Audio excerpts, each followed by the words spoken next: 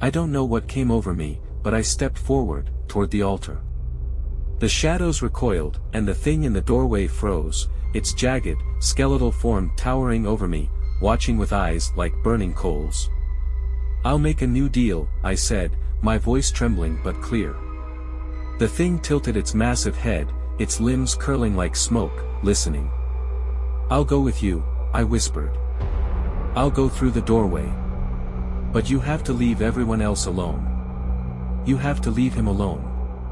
Now, that you are interested in this story, let's start this story from the beginning. I thought he was dead. It happened 3 nights ago. I was getting ready for bed, scrolling through my phone while some late-night show droned in the background.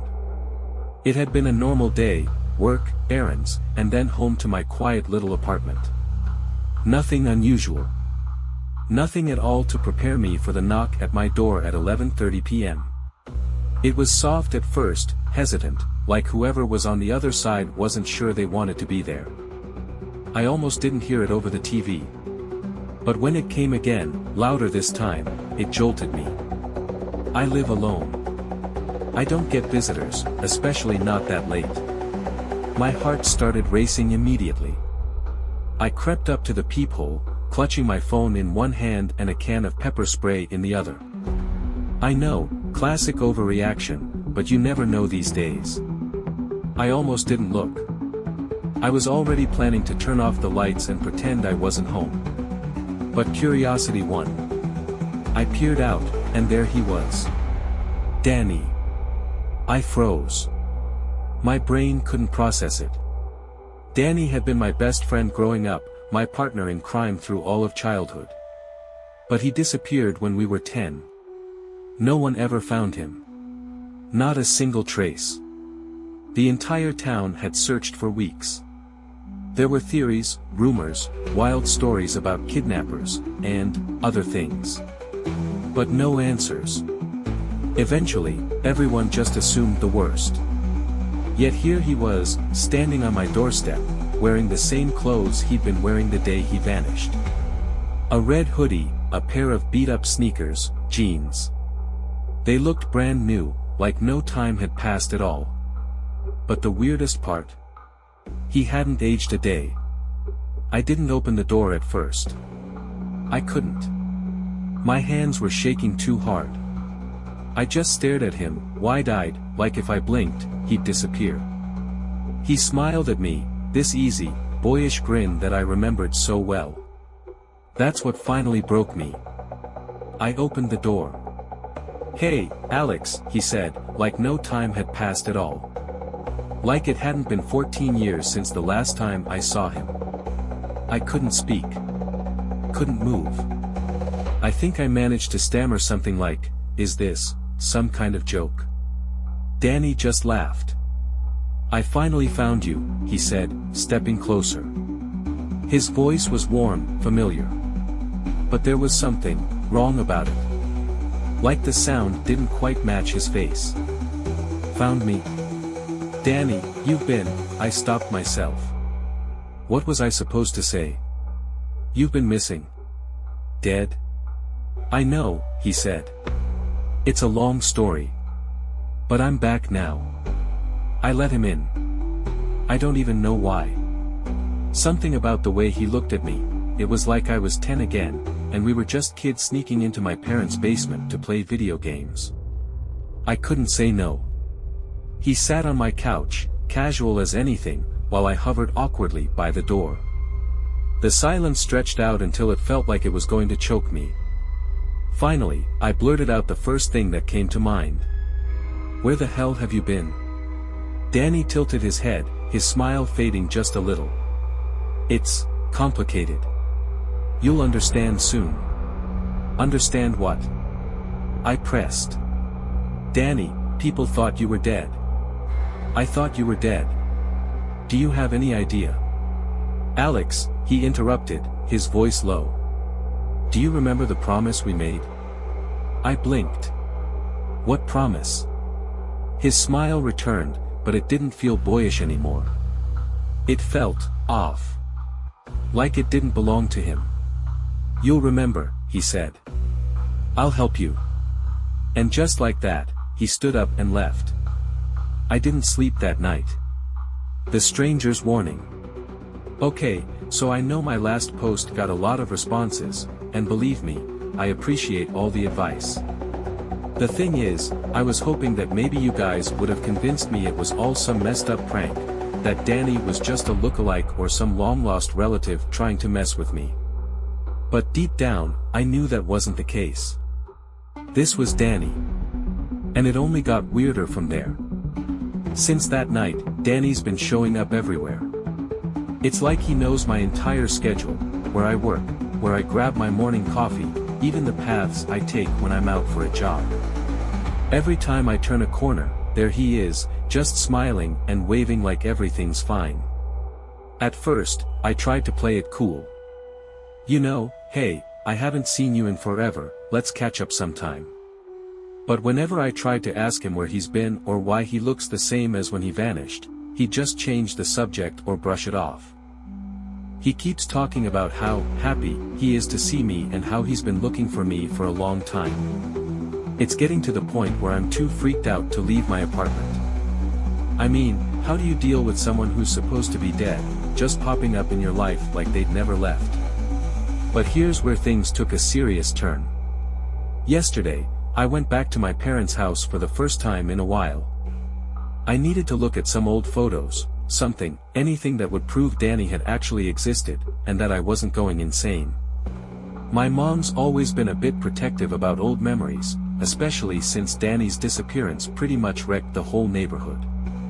When I asked her about Danny, though, she got weirdly quiet. She glanced around like someone might be listening. Then she said something that made my skin crawl. "Alex, honey," she began, "Danny wasn't, like other kids. You should really be careful around him, alright? Maybe it's best if you just stay away." "Mom, what are you talking about?" I asked. "He's been gone for years. Do you know where he went? Did anyone ever find out?" "No one ever found anything," she said, lowering her voice to a whisper. "It's like he just vanished. But before that, he was strange, Alex. Really strange." She wouldn't elaborate, and any time I pushed for more details, she shut down entirely. I left feeling more unsettled than ever. I wasn't home for more than 10 minutes when I got a message from some anonymous account online. No name, no profile picture. Just a blank user icon and a single line, "He's not your friend. He never was." I tried to ignore it. Told myself it was just some troll who'd seen my last post. I even considered deleting the message. But then Danny showed up outside my window, again. I live on the 3rd floor, for God's sake. I was getting ready for bed, and when I pulled the curtains, there he was, standing on the sidewalk, staring straight up at me. In the middle of the night. Just smiling like he had every right to be there. My phone buzzed again. Same anonymous account, "You need to remember. The forest. The promise. Before it's too late." That's when it all hit me, the forest. There was a forest behind our neighborhood when I was a kid, and we used to go there all the time. Danny and I practically lived in those woods. But something happened there. Something I've been trying not to think about ever since he disappeared. I went back through my old photo albums, trying to find anything, any clue that could help me understand what's going on. And that's when I saw it, a picture of Danny and me, taken right before he vanished. We were standing at the edge of the forest, smiling like idiots. Except there was something in the background, just barely visible between the trees. A shadow, or maybe a person, but distorted somehow. Like it was bent the wrong way. I swear I'd never noticed it before. I took a photo of the picture, if that makes sense, and sent it to the anonymous account, asking them, "What is this? What do you know?" The response was almost immediate, "He's coming for you. You're next." I didn't sleep last night. Again. I don't know what to do. Every time I try to confront Danny, he brushes me off like nothing's wrong. And I'm starting to feel like I'm losing my grip on reality. Like I'm the one who's not supposed to be here. But the strangest thing. When I asked Danny about the forest today, his face changed. For a split second, his smile disappeared, and I could have sworn I saw something else behind his eyes. Something that wasn't him. And then, just like that, it was gone, replaced by that easy, familiar grin. I have to go back to the forest. I don't know why, but I think that's where it all started. I just need to work up the courage to do it. And maybe, just maybe, I can finally figure out who Danny really is. Or what he is. Update, I'm going to the forest tonight. If anyone has any advice, anything, please let me know. I could really use it. I've got this horrible feeling that once I step foot in there, things are never going to be the same. The forest. I promised I'd update you after my trip to the forest, but I'm not even sure where to begin. I feel like I'm losing my mind. I went out there last night, and I swear, I came back with more questions than answers. Let me start from the beginning. I waited until after dark, partly because I didn't want anyone in the neighborhood asking questions, but mostly because it felt right. The forest was always creepier at night, even when Danny and I were kids. I brought a flashlight, a pocket knife, not that it made me feel any safer, and my phone. I wasn't sure what I was looking for, but something in my gut told me I needed to go alone. When I got to the tree line, it hit me how long it had been since I'd been there. The woods looked darker than I remembered, the trees taller and more gnarled. I had this overwhelming sense that I wasn't supposed to be there. Like the forest was watching me. The first 30 minutes were uneventful. Just me crunching through leaves, my flashlight barely piercing the blackness. But the deeper I went, the quieter it got. No wind, no crickets, nothing. Just my own footsteps and my breathing. That's when I saw the symbols. They were carved into the trees, faint but unmistakable, circles, triangles, strange spirals that seemed to twist into themselves. Some of them were so worn that moss had started growing over the edges. Others looked fresh, like someone had just made them. I couldn't remember ever seeing them as a kid, but the sight of them made my stomach churn. They felt wrong, like they didn't belong in this world. I don't know why I kept going. Every rational part of me was screaming to turn back, but something pulled me forward, step by step, like I wasn't in control anymore. That's when I found the cabin. It was tucked deep in the woods, half hidden by the shadows of the trees. The place looked ancient, rotting wood, a sagging roof, windows that were either smashed or so filthy they might as well have been. I didn't recognize it at all, which didn't make sense. Danny and I had explored every inch of those woods as kids. How could we have missed this? The door was slightly ajar, creaking in the wind that seemed to have sprung up out of nowhere. Against my better judgment, I stepped inside. The air was thick, damp, and it stank of mildew and something metallic, blood, maybe. My flashlight swept over the walls, and I saw more of the symbols carved into the wood. They were everywhere, overlapping, like layers of graffiti in some language I couldn't understand. Then I saw the drawings. They were on yellowed paper, pinned to the walls with rusty nails. Most of them were crude, like a child had drawn them, but they sent shivers down my spine. There were figures holding hands, 2 of them. One was labeled, "Me," in shaky handwriting, and the other said, "Danny." Surrounding them were shadowy shapes with jagged edges, eyes glowing red from the scribbles. One drawing caught my attention in particular. It showed the 2 of us standing in front of a black, jagged shape that looked like a door. Only, the door wasn't closed. It was open, and something was coming through, a long, thin arm with clawed fingers. I almost dropped my flashlight when I realized what was beneath the drawing. A pile of bones. They were small, scattered haphazardly across the floor. Too small to be animal bones. I stumbled back, my mind reeling. That's when I heard it, the laughter. It was faint at first, distant, but unmistakable. A child's laugh, high-pitched and echoing through the trees. My blood ran cold. It sounded exactly like Danny used to laugh when we were kids. I spun around, shining my flashlight wildly. "Danny?" I shouted. My voice came out hoarse, trembling. The laughter stopped. And then I saw him. He was standing just outside the doorway, half hidden in the shadows. At first, I thought it was Danny, same hoodie, same jeans. But as my flashlight landed on his face, I realized it wasn't him. It looked like him, sure, but there was something horribly wrong. His face was pale, too pale, like wax. His eyes didn't reflect the light.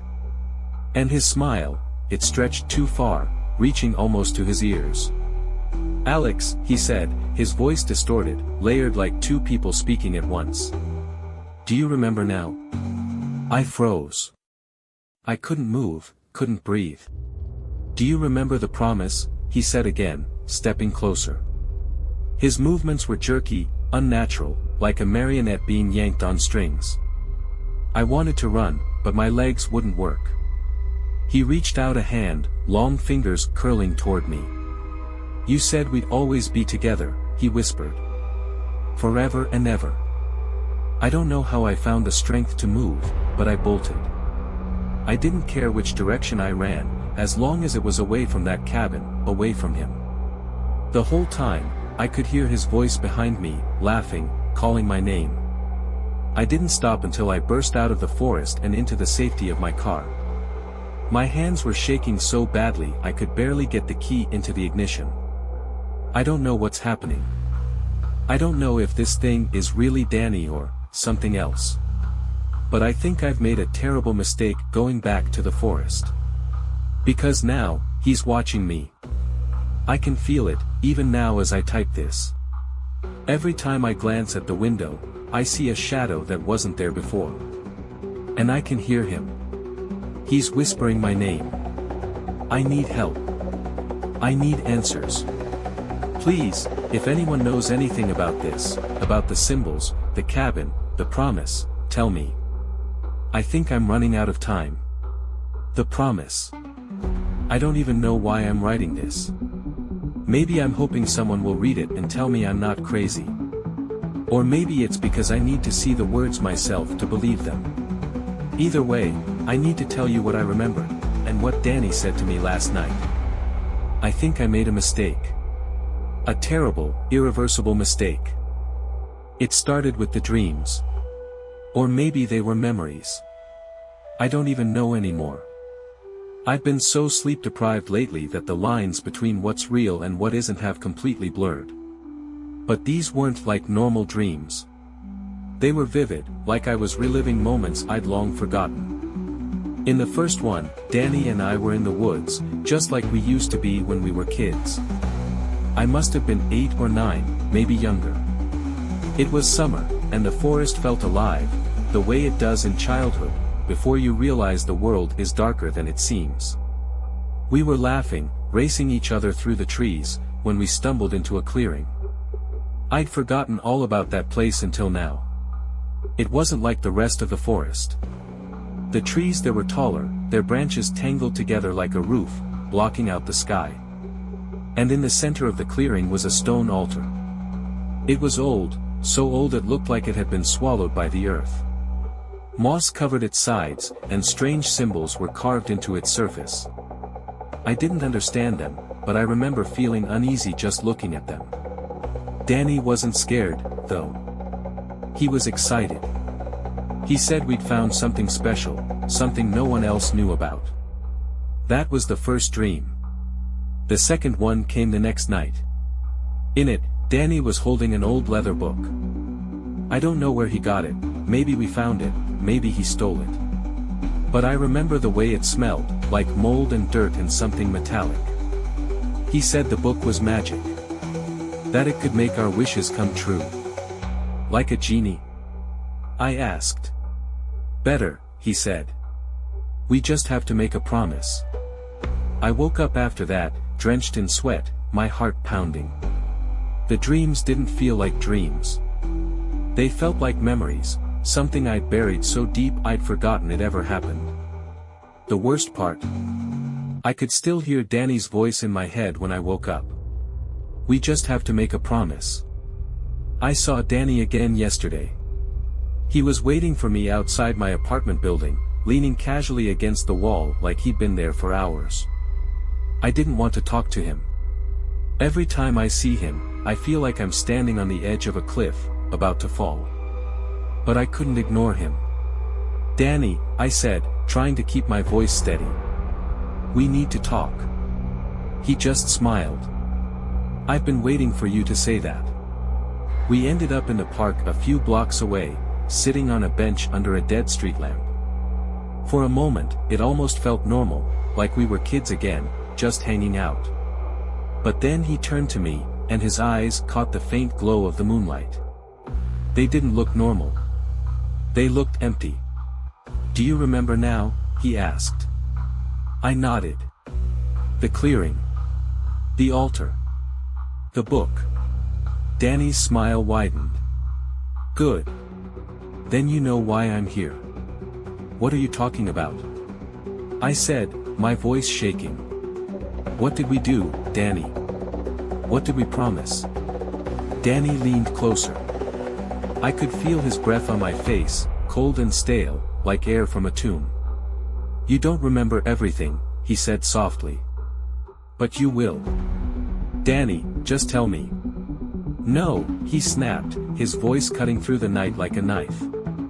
For a split second, his face twisted, and I saw something else beneath it. Something dark and inhuman, just barely hiding under the surface. I froze. He leaned back, his smile returning, but it didn't reach his eyes. "We made a deal, Alex," he said. "You and me. We asked for something, and now it's time to pay." "What did we ask for?" I whispered. Danny tilted his head, studying me like I was a puzzle he couldn't quite figure out. "You'll remember soon enough," he said. "But you don't need to worry about that right now. I'm here to help you, Alex. Just like I promised." He stood up and started to walk away. "Danny." I called after him. "What happens if we don't pay?" He stopped but didn't turn around. "You don't want to know," he said. Then he disappeared into the shadows. I haven't been able to stop thinking about what he said. About what we promised.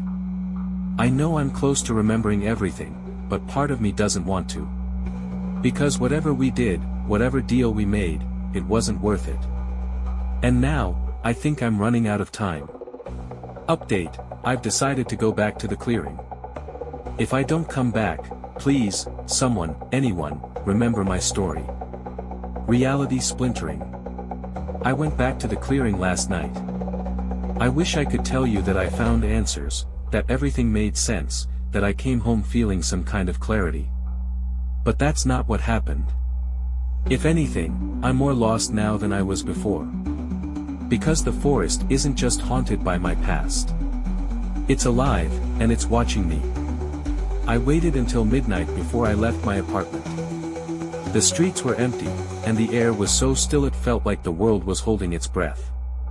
The forest was darker than I remembered, a wall of black swallowing up the weak beam of my flashlight.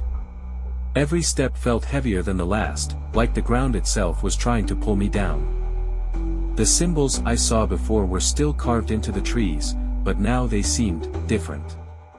They were glowing faintly, pulsing like veins, as if the forest itself was alive. I don't know how long I walked before I found the clearing.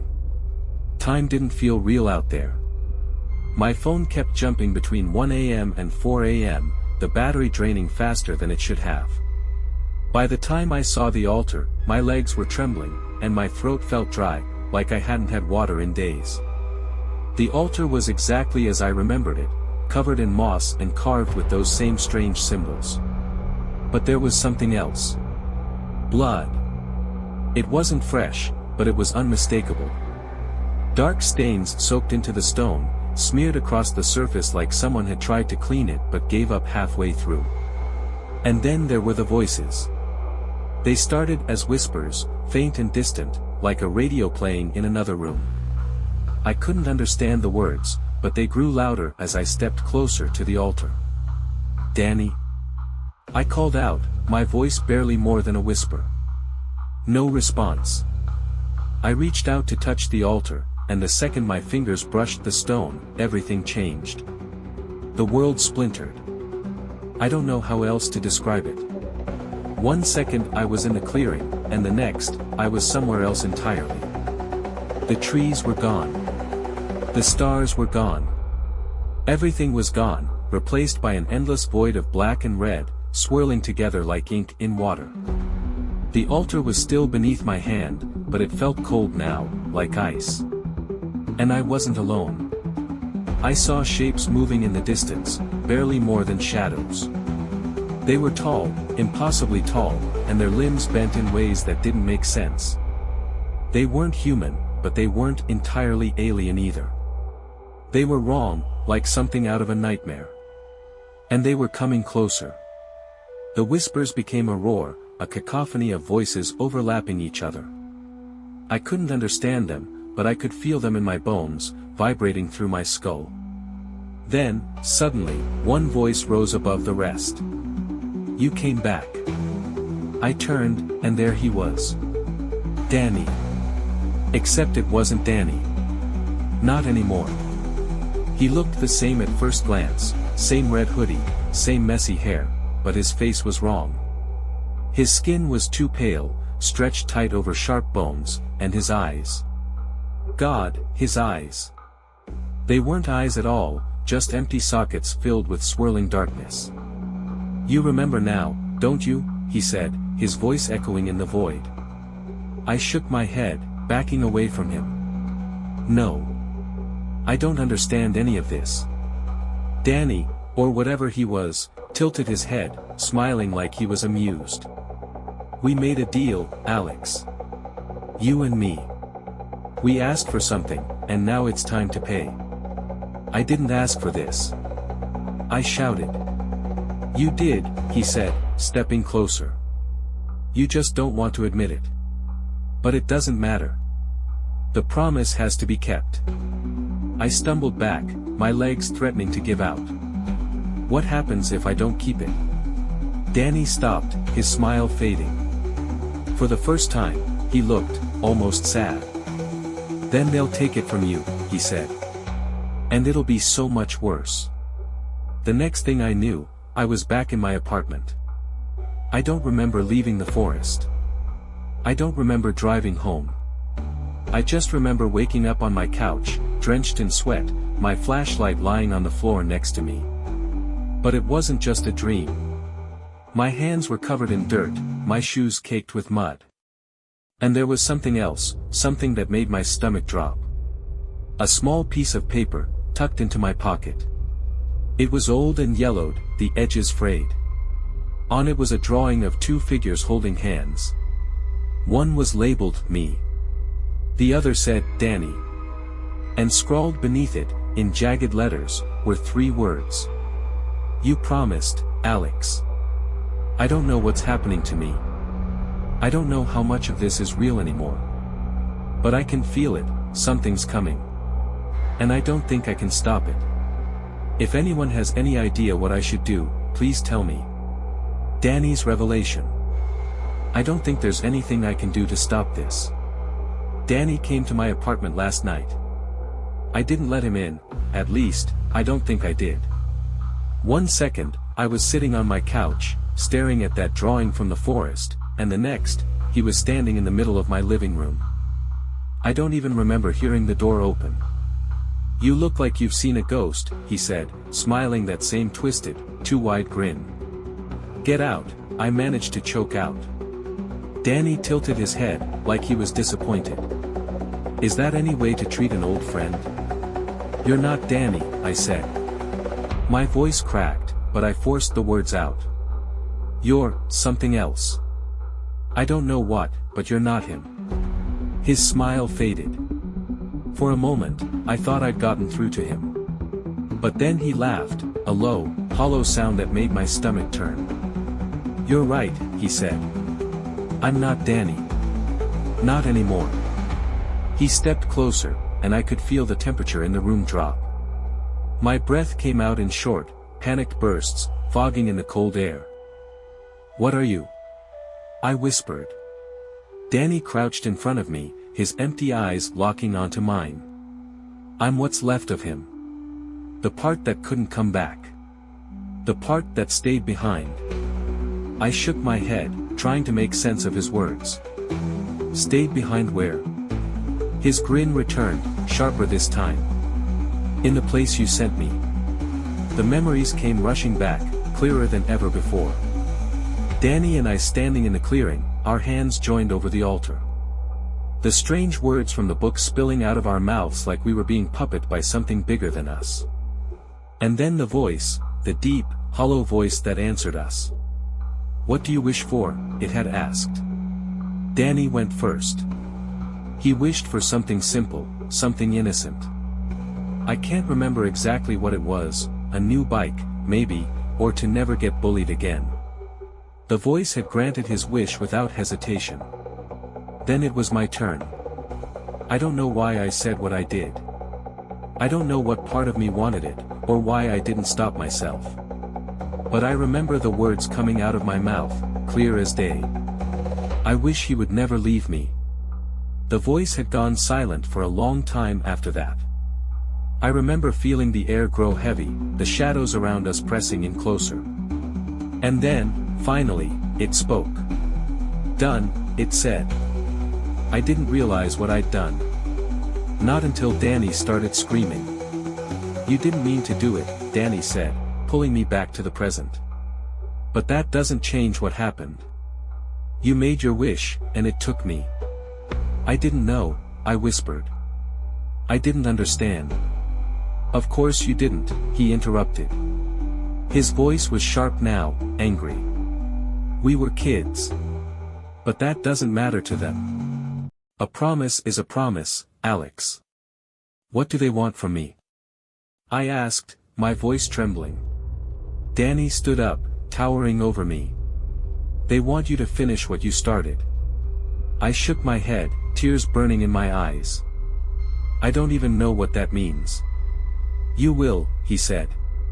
Soon. The lights in my apartment flickered, and for a moment, I thought the power was going to go out. But when I looked back at Danny, he wasn't there anymore. The room was empty, and the only sound was my own ragged breathing.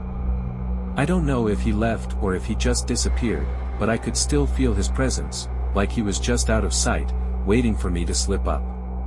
And I think I finally understand.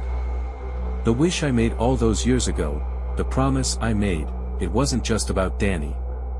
It wasn't about keeping him close or holding on to our friendship. It was about something else entirely. Something ancient. Something that doesn't let go. Update, I went back to the drawing from the forest.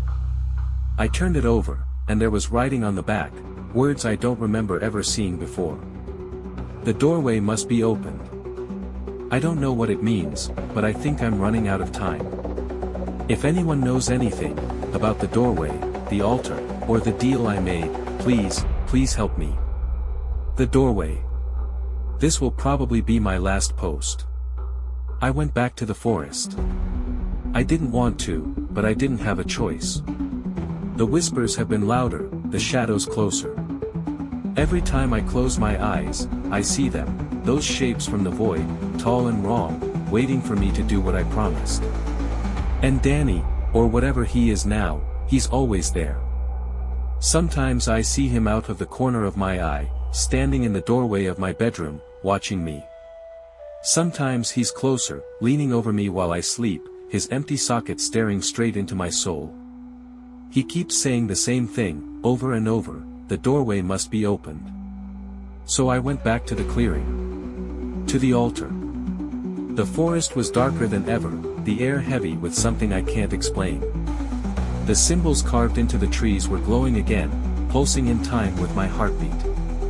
I don't know how I found the clearing. It felt like the forest itself was guiding me, pulling me forward. When I got there, the altar was waiting for me, just like before. But this time, it wasn't empty. Danny was there, sitting on the edge of the altar, his head tilted as he watched me. His grin was wide, too wide, splitting his face like a wound. "You're late," he said. I froze, my feet refusing to move. "What do you want from me?" "You already know," he said, standing up. "You made the deal, Alex. You made the promise. Now you have to keep it." "I didn't know what I was doing," I said, my voice shaking. "I didn't know what it meant." "It doesn't matter," he said, stepping closer. "They don't care if you were just a kid. A promise is a promise." The shadows around the clearing began to move. I thought I was imagining it at first, but no. They were shifting, stretching, twisting into shapes that shouldn't exist. Long limbs, jagged edges, eyes that glowed like embers. The air grew colder, so cold I could see my breath fogging in the darkness. And then I heard it, the voice.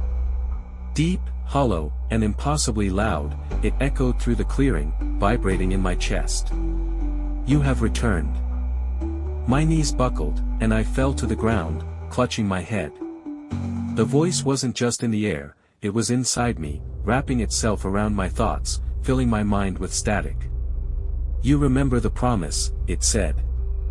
I tried to speak, but the words caught in my throat. All I could do was nod. "The doorway," the voice continued. "It must be opened."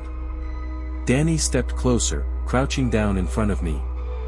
His face was inches from mine, his grin stretching impossibly wide. "You know what to do," he whispered. I shook my head, tears streaming down my face. "I can't. I don't even know how." Danny tilted his head, his empty sockets boring into me. "It's easy," he said. "You just have to let go. Stop fighting. Accept what you are." "I don't understand," I said, my voice cracking. "You will," he said. The altar began to glow, the symbols carved into its surface blazing with an otherworldly light. The shadows around the clearing grew closer, their movements more frantic, more eager. I felt something pulling at me, dragging me toward the altar. My body moved on its own, my feet shuffling forward even as I screamed at myself to stop. Danny stepped aside, watching with that same twisted grin as I reached the altar. My hands trembled as I placed them on the cold stone. The voice grew louder, deafening, until it was the only thing I could hear. "Open the doorway," it commanded. I don't know how to describe what happened next. The altar split open, the stone crumbling away to reveal a swirling void of black and red, just like the place I'd been taken to before. The shadows around me surged forward, their shapes distorting as they merged with the void. And then I saw it. Something was moving inside the void, something massive and ancient. I couldn't make out its shape, but I could feel its presence, a weight that pressed down on me, suffocating, crushing. It was coming through. I don't know how I found the strength, but I pulled my hands away from the altar. The void flickered, the shadows recoiling as the light began to fade. Danny's grin faltered. For the first time, he looked afraid. "What are you doing?" he demanded. "I'm not opening it," I said. My voice was shaking, but the words came out strong. "I won't do it." "You don't have a choice," Danny said, his voice rising. "If you don't open it, they'll take you. They'll take everything." "Then let them," I said. The last thing I remember is the light fading, the void collapsing in on itself as the shadows screamed in rage. Danny's face twisted into something monstrous, his body contorting as he lunged toward me. And then everything went black. When I woke up, I was back in my apartment. I don't know how I got here. I don't know if it's over, or if this is just the beginning. But I can feel them. The shadows. The voice. They're still out there. Waiting. Update, I don't think I'm alone anymore. Every time I turn around, I see something moving just out of sight.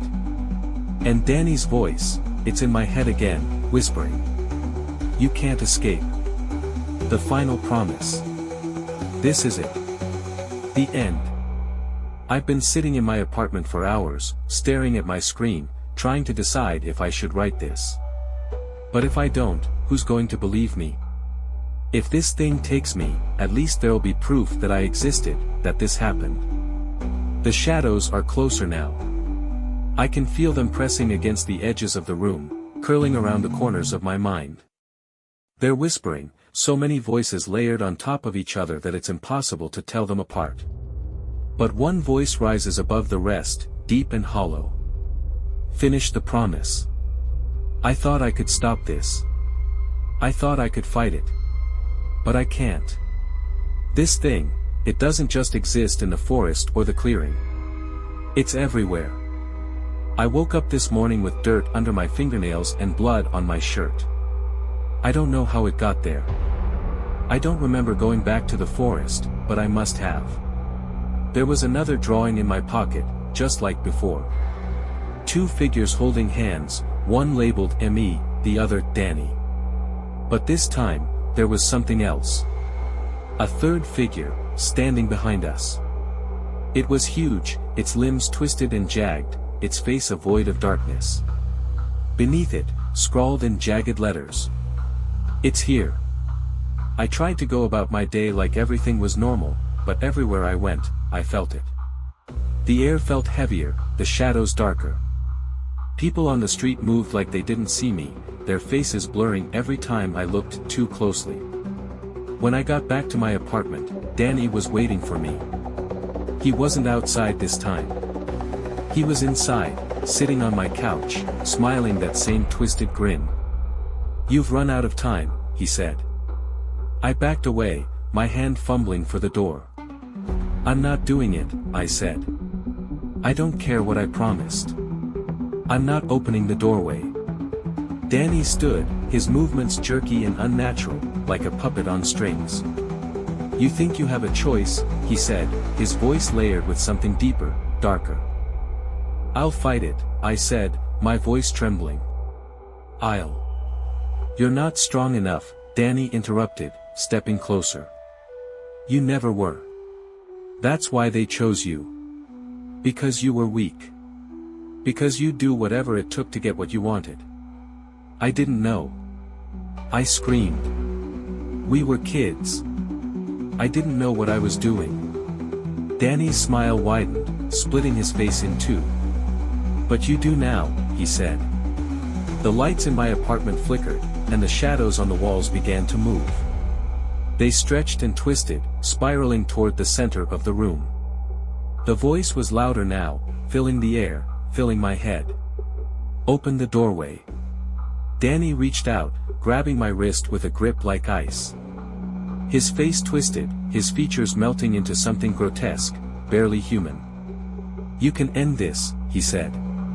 "Just finish it, Alex. Open the doorway, and it'll all be over." "What happens if I don't?" I whispered. Danny's eyes, if they could still be called eyes, burned into mine. "Then you'll stay here," he said. "Trapped. Forever. And they'll keep coming for you." I don't know what came over me, but something inside me snapped. Maybe it was fear. Maybe it was rage. Maybe it was something else entirely. I yanked my arm free and ran. I don't know why or where I thought I could go, but I ran. Out of my apartment, down the stairs, into the night. The shadows followed me. I could feel them, crawling over the walls, reaching for me. And Danny's voice was in my head, screaming now. "You can't escape." I ended up back in the forest. I don't even remember how I got there. One second I was running through the streets, and the next, I was standing in the clearing. The altar was glowing, brighter than ever, the symbols pulsing with an unnatural light. The shadows were everywhere now, circling me, closing in. And then I saw it. The thing I'd seen in the void, the thing Danny had warned me about. It was coming through the doorway, its limbs stretching into this world, its jagged, skeletal form looming over the altar. It was too late. I don't know what came over me, but I stepped forward, toward the altar. The shadows recoiled, the thing in the doorway watching me with eyes like burning coals. "I'll make a new deal," I said, my voice shaking. The thing paused, its massive form tilting as if it were listening. "I'll go with you," I said. "I'll go through the doorway. But you have to leave everyone else alone. You have to leave Danny alone." The shadows stopped moving. The thing in the doorway loomed closer, its jagged limbs curling around the altar. "Done," it said. I don't remember much after that. Just pain, and darkness, and Danny's voice calling out to me as I was pulled through the doorway. I think I'm still here, somewhere in the void. The shadows are all around me, whispering things I don't understand. But it's quiet now. The forest is quiet. And Danny, he's free. If you ever find a clearing in the woods with a stone altar in the middle, turn around. Walk away. Don't make a deal.